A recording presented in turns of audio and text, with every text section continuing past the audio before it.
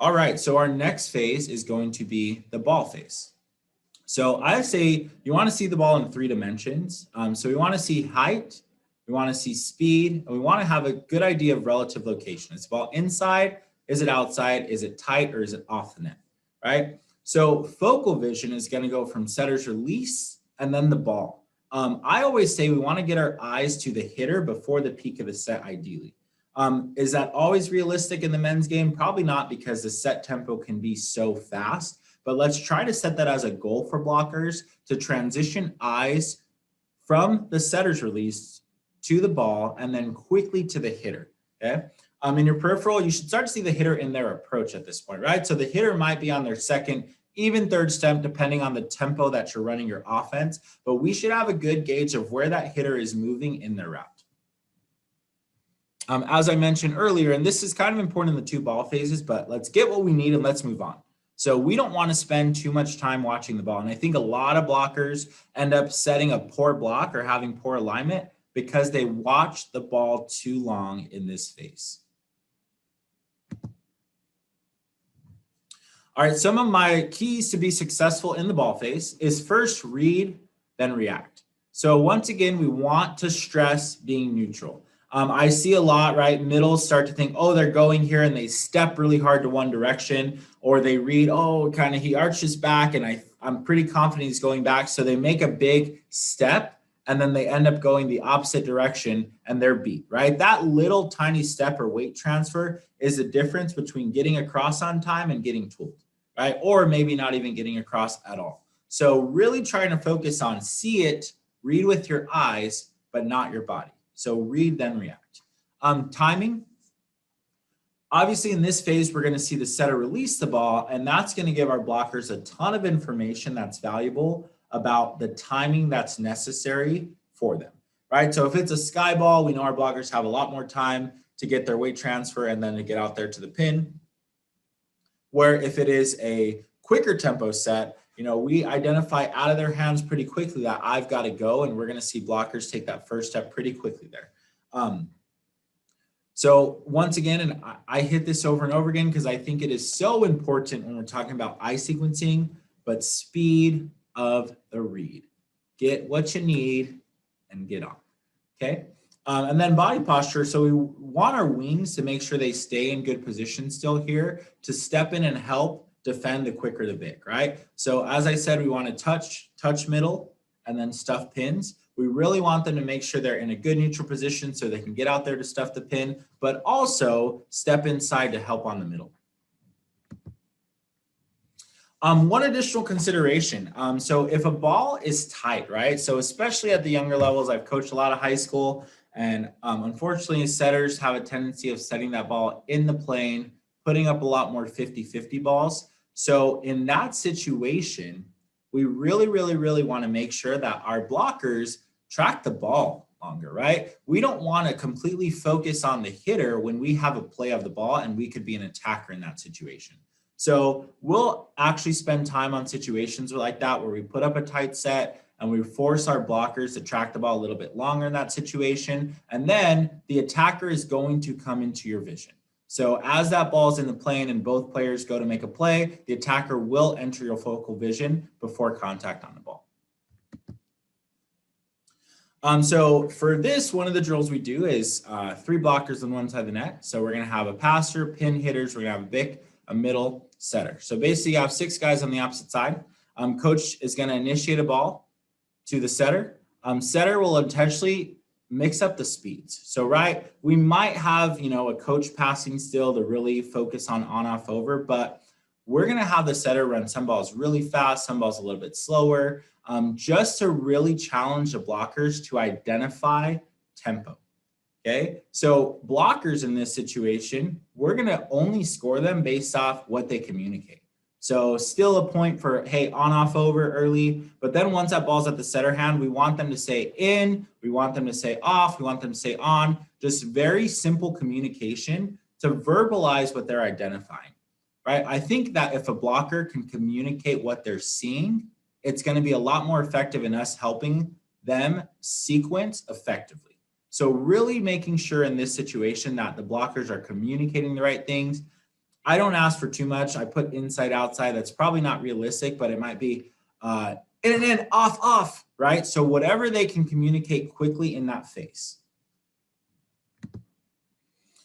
All right, so we're getting to our last phase here. So our last phase that we're going to talk about is the hitter phase. So we want to shift our focal vision to the hitter as soon as possible, right? We want to see the hitter's shoulder. Okay, so I say, you know, we're not ever going to drop our eyes down to watch feet and then up. I've heard that before, but I just don't think it's very effective, especially with the speed of the game. That hitter, like I said, is on their second, probably third step a lot of times by the time we get our eyes to the hitter. So we want to make sure that we focus on the hitter's upper body, right? Specifically the shoulder. Both the ball and the hitter are going to enter your focal vision before hitter contact. So keep that in mind, right? So if you don't see the ball for a short period of time, that's okay because your hitter is going to the ball first off. And secondly, they're both going to enter focal vision before the hitter swings at the ball. Make sure that we read and communicate any offline or off-speed indicators. So offline for me would be like a cross-body attack or a sharp wrist away, anything that we can see that's an indicator of, hey, they're probably going to go offline because they're showing me things early. That might be a slow down arm swing. A lot of times when you see an off-speed shot, they're going to slow down their arm swing, a low elbow on the tip. And I still think at a high level, you still see attackers go up and the elbow drops slightly when they're going to tip a ball, or maybe even a slower approach to the ball. So little things that we can communicate as blockers to really help our defense be successful and ensure that we're identifying what's happening with that attacker. So here I really like, because you see kind of, you know, that hitter trying to go cross body and our blocker did a really good job of stepping over and reading. You know, I thought it still could have been a little bit better, but that's the coach in me, obviously. But I thought he did a really good job of identifying that hitter moving into space and just getting his hands across as that hitter kind of went in what looks like more of a cross body because his shoulders turned so far inside.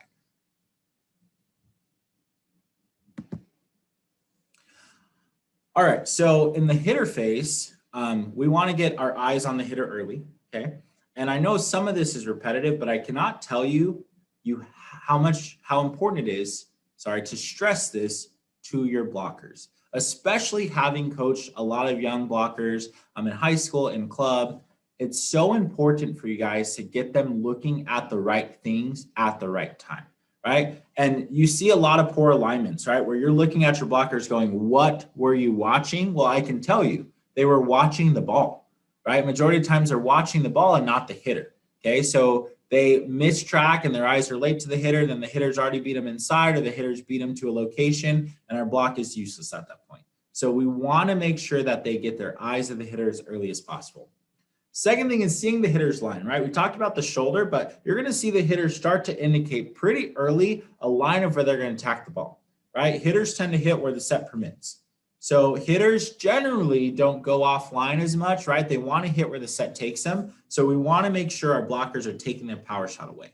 Now, once again, this might be different schematically depending on how you're approaching a team and what you know about an attacker. But as far as teaching young blockers, really teach them to understand how to take the hitter's power shot away. This third one I think is incredibly important, and it's something that we've actually spent a lot of time in my gyms on, is keeping the eyes open, right? So naturally, when someone does that, you're going to blink, you're going to react, okay? It's our body's natural defense mechanism.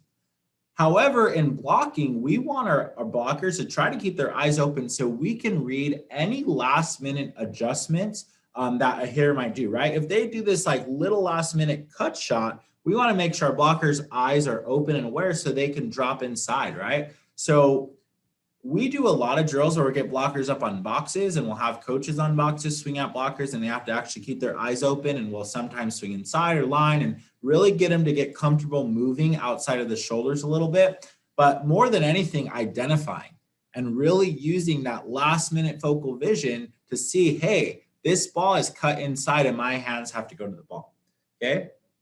And then that goes to the last part. Hands go to the ball, right? So we don't want to reach too much outside of frame towards the line, right? That's when blockers get told a lot, but we need to be really good about going here, right? So really dropping inside and taking that sharper angle away, especially if, you know, that attacker cuts the ball sharper inside, or beats us inside.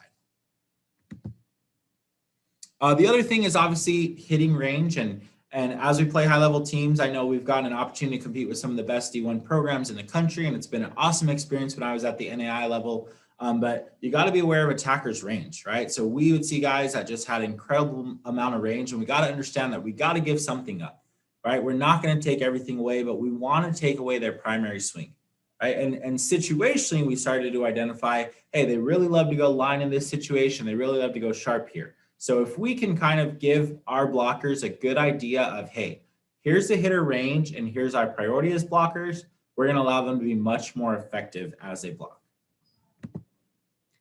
So I actually coach for GMS, which is so much fun. And so I love their ball setter, ball hitter drill. If you haven't looked it up, I recommend that you check that out. But basically you're going 6-on-6. A coach is going to initiate the ball. They're going to start by tossing the ball to the setter. And we're going to have the setter set the ball back. If you're working with the high school team or even college, this is a great opportunity to work on some transition maybe.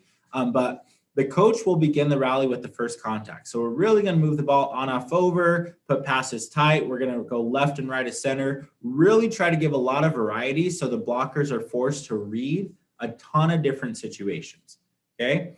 So after the coach passes, the play's live, the setter's going to go and set the ball, and we're going to play it out. For me, because I wanted to be an elite blocking team, and that's something that I identified, like, hey, we have size, we jump well. If we can spend a lot of time on sequencing, I think that we can be a very effective blocking team. Our blocking and defense was actually significantly better than offense. So I'll be checking out any of the offensive clinics that happen at AVCA. But we like to score blocking and defense higher. So we make those guys earn more points a lot in drills. Right. And some coaches might say, oh, that's not realistic. Well, it is if you train it. It is if you train it and if you score drills to really warrant defense and blocking as a priority. So we are going to score this drill where block kills worth 2 points. Anytime we can go up and stuff a hitter, it's going to be worth 2 points for the blocking team. Okay. A positive deflection, or if we win the rally, is going to be a point. So we are happy about a very positive touch and deflection, slowing the ball down and giving defense more reaction time. But obviously, we want blockers to go stuff the ball. Our goal is not to deflect or slow down. Our goal is to stuff. And then a secondary option is deflection or slow down the ball for us to dig transition. And then we do a -1 for hitting error. So you can still focus on that offensive side and focus on them getting good connections and taking the right swings. Or if the blocker gets tooled. So we talked a lot about reaching.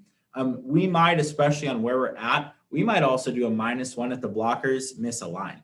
So if the hitter completely beats the blocker inside, we might, in that situation, subtract a point from the blocking team as well. Generally, we do blockers have to earn 6 points before attackers earn 4 points. So once again, it's more challenging for the blocking and defensive side, but we're also providing more opportunities for them to score additional points, right? Offensive side has no +2s, okay? So that's a drill that we love to do. I would say we do that all the time, different variations of ball setter, ball hitter, to specifically focus on the part of the game that we want to work on the most. But I really love that drill in terms of eye sequencing. As a coach, once again, I strongly recommend take your eyes off the ball during this entire drill. So challenge yourself. I like to sit on the end line or obviously behind the end line and really just watch the blockers the entire time. It's a great indicator of what we're reading, how quick or slow our eyes are, and it's really going to allow us to have very meaningful dialogue with our blockers.